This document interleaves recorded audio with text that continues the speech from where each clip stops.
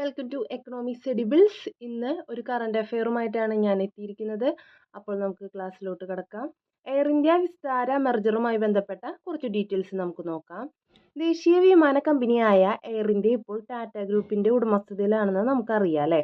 2022 പ്രൈവറ്റൈസേഷൻ്റെ ഭാഗമായിട്ട് എയർ ഇന്ത്യയെ ടാറ്റ ഗ്രൂപ്പ് നീണ്ട 69 വർഷത്തിന് ശേഷം വീണ്ടെടുത്തു. ഇപ്പോൾ നവംബർ 12, 2024 നവംബർ 12 ടാറ്റ ഗ്രൂപ്പിൻ്റെയും സിംഗപ്പൂർ എയർലൈൻസിൻ്റെയും ജോയിൻറ്റ് വെഞ്ചറായ വിസ്താര എയർ ഇന്ത്യയിലൂടെ ലയിക്കുകയുണ്ടായി. അതായത് നവംബർ 12, 2024 വിസ്താര എയർ ഇന്ത്യയോട് ലയിച്ചു. ഇനി വിസ്താര അറിയപ്പെടുക എന്താണ്? എയർ ഇന്ത്യയുടെ ഭാഗമായിട്ടാണ് അറിയപ്പെടുക. വിസ്താരയുടെ സ്വന്തം ഫ്ലൈറ്റ് കോഡ് ഉണ്ടായിരുന്നു UK. അതിന് മുതൽ എയർ ഇന്ത്യയുടെ ഫ്ലൈറ്റ് കോഡായ AI ആയിട്ടാണ് അറിയപ്പെടുക. അപ്പം മെയിനായിട്ട് നോക്കുക, ഇപ്പോൾ ക്വസ്റ്റ്യൻസ് ഒക്കെ വരുന്നത് നമുക്ക് പ്രതീക്ഷിക്കാം അല്ലേ. വിസ്താര അല്ലെങ്കിൽ എയർ ഇന്ത്യയിൽ ലയിച്ച എയർലൈൻ കമ്പനി ഏതാണ്, ടാറ്റ ഗ്രൂപ്പിൻ്റെ കീഴിലുള്ള എയർലൈൻ കമ്പനി ഏതാണ്, അങ്ങനെ ചോദ്യം വരാം. ഇനി വിസ്താര ഏതുമായിട്ടാണ് ജോയിൻറ്റ് വെഞ്ചർ ഉണ്ടായെന്നൊക്കെ നമുക്കൊരു ക്വസ്റ്റ്യൻ ചിലപ്പോൾ എക്സ്പെക്റ്റ് ചെയ്യാം. അതായത് സിംഗപ്പൂർ എയർലൈൻസിൻ്റെയും ടാറ്റ ഗ്രൂപ്പിൻ്റെയും ജോയിൻറ്റ് വെഞ്ചറാണ് വിസ്താര. Date November 12, 2024. ഇനി അതിൻ്റെ ലാസ്റ്റ് ജേർണി എടുക്കണമെങ്കിൽ, അതായത് നവംബർ 12 ലയിക്കുന്നതിന് മുമ്പായിട്ട് ലാസ്റ്റ് ജേർണി എടുക്കണമെങ്കിൽ ഡൊമസ്റ്റിക് മുംബൈ ഡൽഹിയും ഇൻ്റർനാഷണൽ ഡൽഹി സിംഗപ്പൂരും ആയിരുന്നു.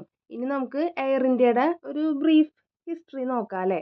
എല്ലാവർക്കും അറിയാം, 1932 ജാംഷെഡ്ജി ടാറ്റയാണ് ഇന്ത്യയിൽ ആദ്യമായിട്ട് ഒരു വിമാന കമ്പനി അല്ലെങ്കിൽ വിമാന സർവീസൊക്കെ സ്റ്റാർട്ട് ചെയ്യുന്നത് ജാംഷെഡ്ജി ടാറ്റയാണ്.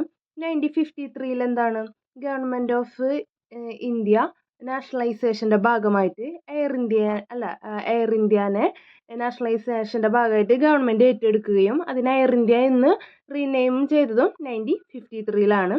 2022 എന്ത് സംഭവിച്ചു? പ്രൈവറ്റൈസേഷൻ്റെ ഭാഗമായിട്ട് ടാറ്റ ഗ്രൂപ്പ് തന്നെ ഗവൺമെൻറ്റിൻ്റെ നിന്ന് എയർ ഇന്ത്യനെ 69 വർഷത്തിന് ശേഷം തിരിച്ചെടുക്കാനുണ്ടായി. അപ്പോൾ ഇതുമായി ബന്ധപ്പെട്ട ഒരു കുറച്ച് ബ്രീഫ് ഹിസ്റ്ററി ആലോചിക്കുക. 1932 ടാറ്റ സ്റ്റാർട്ട് ചെയ്തതാണ്. പിന്നെ 1953 നാഷണലൈസേഷൻ്റെ ഭാഗമായി ഗവൺമെൻറ് ഓഫ് ഇന്ത്യ ഏറ്റെടുത്തു. പിന്നെ 2022 തിരിച്ച് ടാറ്റ ഗ്രൂപ്പ് തന്നെ ഗവൺമെൻറ്റിൻ്റെ നിന്ന് പ്രൈവറ്റൈസേഷൻ്റെ ഭാഗമായിട്ട് എയർ ഇന്ത്യനെ തിരിച്ചെടുത്തു. ഇനി ഒരു പ്രീവിയസ് ക്വസ്റ്റ്യൻ നോക്കാം. 2022 അതായത് എയർ ഇന്ത്യനെ ടാറ്റ ഗ്രൂപ്പ് എടുത്ത സമയത്ത് നടന്ന 2022 സെറ്റ് എക്സാമിന് ചോദിച്ച ഒരു ക്വസ്റ്റ്യൻ ആണ്. The company which won the sale bid of the India's national carrier Air India. ഏത് കമ്പനിയാണ് എയർ ഇന്ത്യനെ എടുത്തത് എന്നുള്ളതാണ്. Option A Tata Motors, option B Thales private limited, option C Tata Air, option D Air Asia. ഇവിടെ answer വരുന്നത് option B Thales private limited ആണ്. Thales private limited എന്ന് പറയുന്നത് ടാറ്റ സൺസിൻ്റെ ഉടമസ്ഥതയിലുള്ള ഒരു കമ്പനിയാണ് തലേസ് പ്രൈവറ്റ് ലിമിറ്റഡ്. അപ്പോൾ ഇന്നത്തെ ക്ലാസ് എയർ ഇന്ത്യയും വിസ്താരയുടെ മെർജറുമായി ബന്ധപ്പെട്ട കുറച്ച് ഫാക്ട്സ് നിങ്ങൾക്ക് മനസ്സിലായി കാണുമെന്ന് കരുതുന്നു. അപ്പോൾ അടുത്ത ക്ലാസ്സിൽ വേറെ വിഷയമായിട്ട് നമുക്ക് വീണ്ടും കാണാം. താങ്ക്